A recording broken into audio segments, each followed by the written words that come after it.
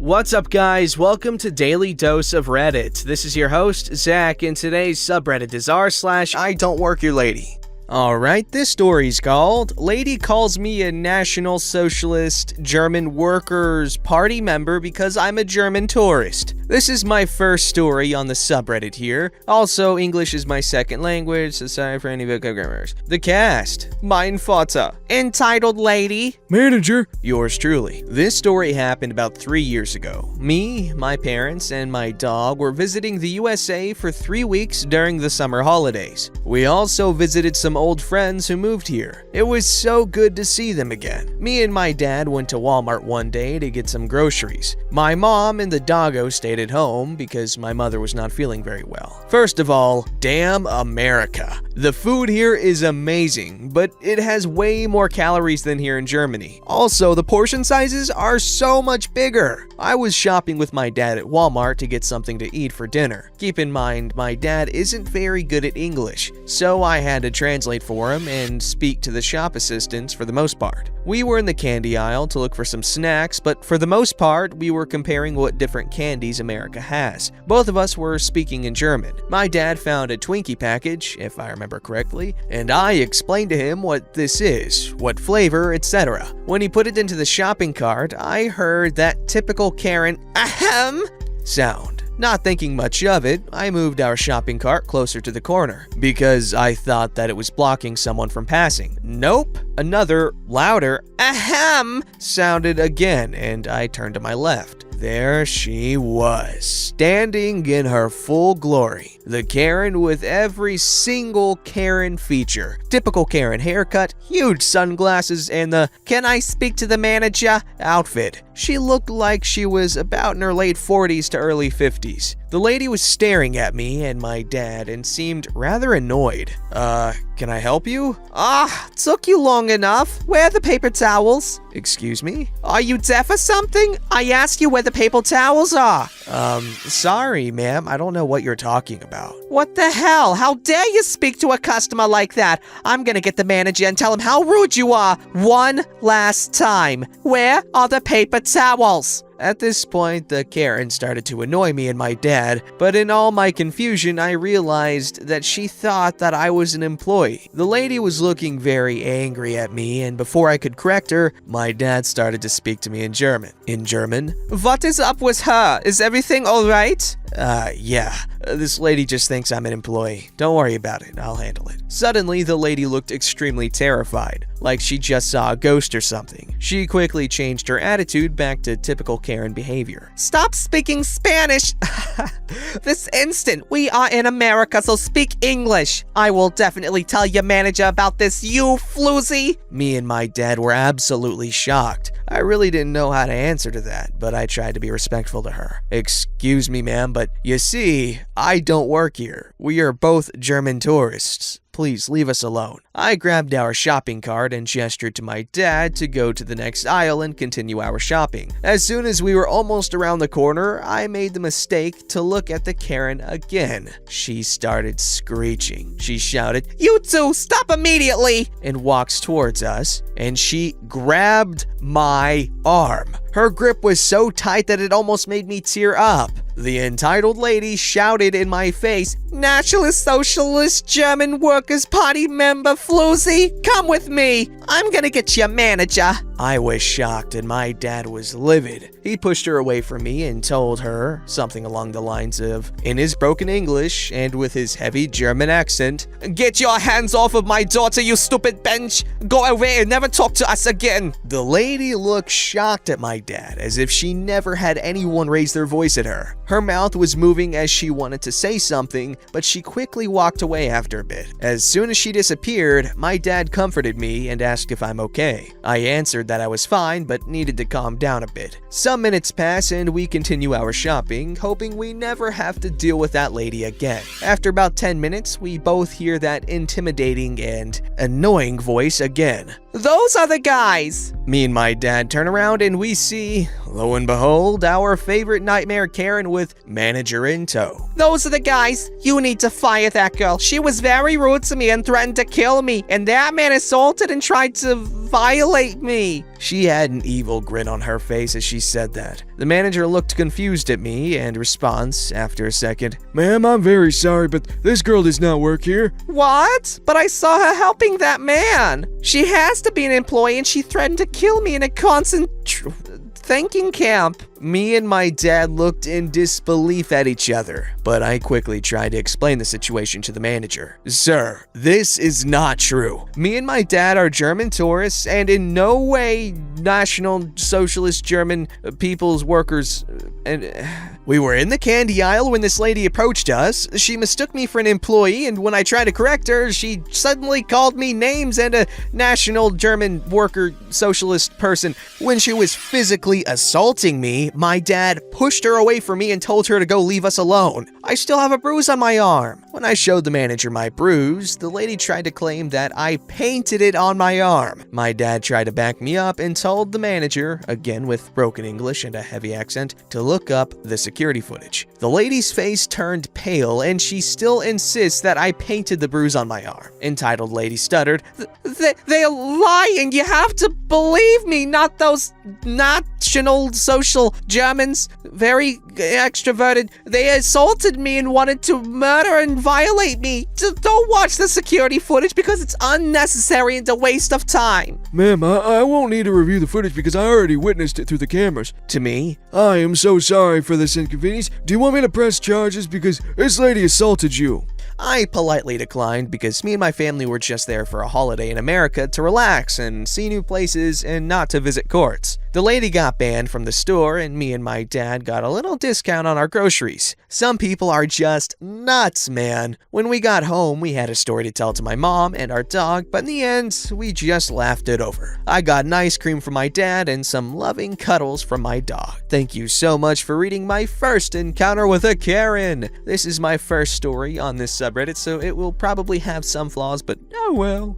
This story's called "The Student Has Become the Master." It's the early 2000s, and I am a senior in high school. Oh, we're role-playing. I call the custodian from Everybody Hates Chris. My graduating class had 800 students in it, and the school itself was a massive campus broken up into around 6 buildings. The first day of my senior year, we spent the entire day in homeroom. You would only visit homeroom maybe 3 or 4 times a year at this school. It was just an easy way to break the student body up into manageable groups. If every student has to do a thing, line up by homeroom. If a teacher needs an arbitrary way to break up the class into groups, homeroom building letter. You want to check out a book? Name and homeroom. Want tickets to prom? School ID and homeroom. School needs to make everyone watch a presentation for 1 hour. Please go to homeroom. For all this senior talk, we actually sat in the room twice my senior year. And in the case of my room in particular, only once. So it is the first day of school, I have my schedule in hand, and am headed to my homeroom. Room A1003, so A building. In the basement, room 3, there it is. I sit down well before the bell and manage to snag the last of the 16 desks in this broom closet of a room. Shortly thereafter, we are standing room only, and by the time the first bell rings, we upgrade to 1 sardine tin worth of students. 36 students, 16 desks. We haven't even gotten to that class yet, but things are not adding up. My homeroom teacher stands in the doorway, takes one look at his sardine students, and says, "Nope, everyone out in the hallway." So we all march out of our clown car classroom. My teacher then takes us to room A1004, which is over twice the size and has plenty of desks. The teacher tells us, "Just write A004 on your schedules. If you are asked your homeroom number, say A1003. But if you are told to go to homeroom, come here instead." Fast forward 1 school year. It is the last day of school. Now, for obvious reasons, no sane teacher in this district would think to demand a class of seniors to do anything on the last day of high school other than watch the clock. We are sent to homeroom. Now, I just so happened to measure in at 6 feet 2 inches, and my hard-grown peach fuzz beard had matured into a wonderful dark brown. All those nights of standing in the mirror using sheer willpower to make it grow more had paid off. And the icing on this cake was the fact that I had elected... okay. So we had some family stuff to go to, and I would have to leave the school and drive to said family stuff directly. So I was dressed in my Sunday best. A full-sleeve collared button-down with slacks and my nice leather formal shoes. These three things became the trifecta for this series of events. The bell rings and... no teacher. Okay, maybe he is late. 10 minutes after bell, maybe he is really late. 15, 30? Oh, so there was nothing but chaos in this classroom. Everyone was doing whatever they wanted with no holds barred. I elected to doodle in my notebook like the cultured young adult I was pretending to be. That is when my pencil broke. So I get up and head over to the pencil sharpener and get to sharpening. I stop and admire my handiwork when there is a knock on the door. This kills half the noise in the room. I open the door to find an older, 5 foot, not an inch more, looking the 14 inches up to me. She hastily explains that her class is missing. Before I get a word in, she shows me a piece of paper. She is a substitute teacher, and she is subbing for our homeroom teacher. The class is down to hushed whispers as everyone is listening. I just look at this poor woman as she explains that all the children just haven't shown. Not a single one. Is this A building? That is A003, right? At this time, one of my more quick-thinking classmates raises her hand and says, Mr. OP? This clues me in and all the pieces click into place. I excuse myself and address the class, asking them to please keep it down and pull out their health books. Page 107. Without a single misstep, my comrades in arms all grab their books and turn to the page. Not one word is uttered for fear of breaking the voodoo that we were casting. My fate as the teacher of A1004 was sealed at that point. I give the substitute instructions to get to the main office and tell her to double check the assignment. She hurries off and I turn to my class. For a few terrible minutes, no one breathes. Then when we hear the sound of someone ascending the stairs of the basement, we all burst into laughter. Now begins phase 2, sealing the deal. A few students rush up and scribble health-related notes up in the whiteboard. I grab my health book, turn to the fateful page. Wouldn't you know it? Human growth and development. Nice. A watcher keeps an eye on the hallway. Sure enough, 20 or so minutes later, the sub returns, and she is not alone. One of the principals are along for the ride. They examined A1003. No kids. We panic. A principal was not part of the plan. The largest kid in the class jumps up. My time to shine, he says. He grabs his book and stands in front of the class. He all but obscures me from view. The door opens, and the principal sticks her head in the room. Big kid is halfway through describing the precise medical definition of a particular part of the male body, not the one you are probably thinking of, by the way. And without even a double take, the principal is gone. Victory. We spend the remaining 6 or so hours of class completely unsupervised. It was truly the best day of my high school career. Edit for clarification. The sub sat in the old homeroom and did not get sent home. She basically got paid to sit on her phone for the day. Cell phones in the early 2000s weren't that much fun, man. I'm sure Breakout and that snake game would be good fun for 15 minutes. Anyways, that must have been really cool. Impersonating a teacher to get out of doing anything and everything for a day. Holy crap, that's baller. This story's called, Today I Fudged Up by Accidentally Faking My Own Death. This one is hot off the press, ladies and gentlemen, and it's a long one.